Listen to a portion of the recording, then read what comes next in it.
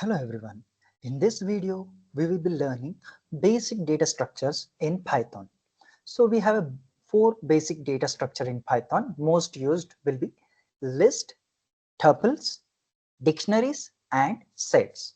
So we will try to understand what is this list, tuples, dictionaries, and set one by one. Okay. First, we will get into the list. So list in a single variable, we will be able to store a multiple data structures or not data structure. Yeah, even we can store multiple data types and data structure also. Different data types like integer, float, boolean, like I'll be writing here. In a list, we can store a multiple data types in a single variable. That is, data type will be integer, like a float, then boolean value, and then a string value, or not string value, or data types. Or inside the list we can store multiple another list also. We can define another tuple also we can define in a single variable. That is what we say a data structures. Okay, so here I'll just define some variable. Let me call that variable name as v1. Then I'm defining a list. So we will be defining a list by using a square brackets. So inside the square bracket, you can pass a different data types like integer data type. I have mentioned two. Then a float data type will be 5.8 or something 6. Okay. Then a true or false, like that I have to mention. A boolean data type, true or false. String will be like Python, any naming string data. So I have defined the variable. What I made, okay, I have provided some extra comma here. Now I have defined the variable. Here you can see type of data. This type of data will be a list. I'll be getting, here you can see this is a list data type. If you check for type of 2, it will show you integer data type, but here 2 will be there, but it was showing you list, because this list or integer will comes inside the list. So in a list we can store a different data types like a integer, float, boolean, and the string data types. So that's why it was showing you as a list data type. If you define those data inside the square bracket, it will be a list. So we can say list usually a mutable things. It means we can able to do updation on the data set. So suppose you want to add some value to this variable, we can do it. How can we do that? Just call v1 and we have some predefined function. We have various things. So in that we have, you can see this append. Append will do adding the data at the end of the variable or a list. So if I mention 6,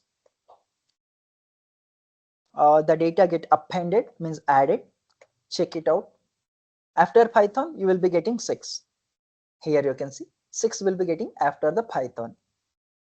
Okay. So this is how we can update the value. Suppose you want to get some particular information from the data. You can do it by using an indexing method. How can we say that? So usually indexing, if you are going from left to right, we have starting indexing position will be 0, 1, 2, 3, and 4. Like that it will be going. In the same way, if you are coming from right to left, then it will be like starting position will be a -1, -2, -3. Like that we will be representing the indexing position with a negative values. Start from the -1.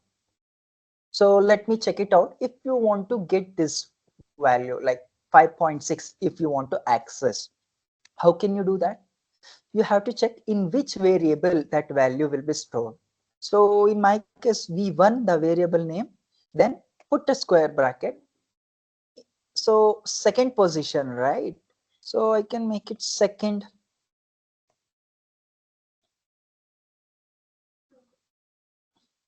So 0, 1, 2. That's why I'm getting a true. So if you want this one 5.6, you have to mention 1. Then you will be getting 5.6.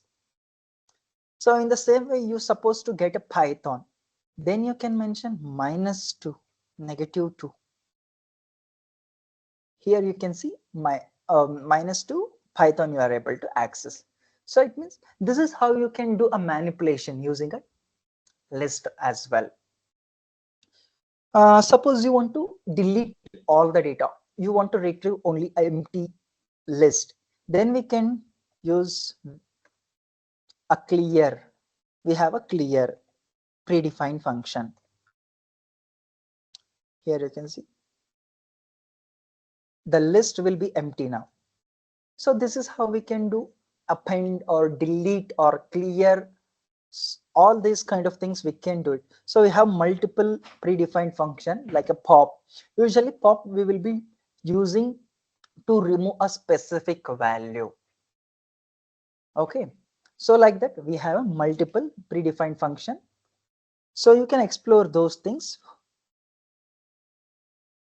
later. So this is how we can do the basics about the list. In the next class, we can continue with the tuples, dictionaries, and the sites. I hope you learned something new. Thank you. Hey, don't forget to download our app for access to free courses and interactive quizzes. Stay connected with us on social media for updates and free content. See you next time. Happy learning.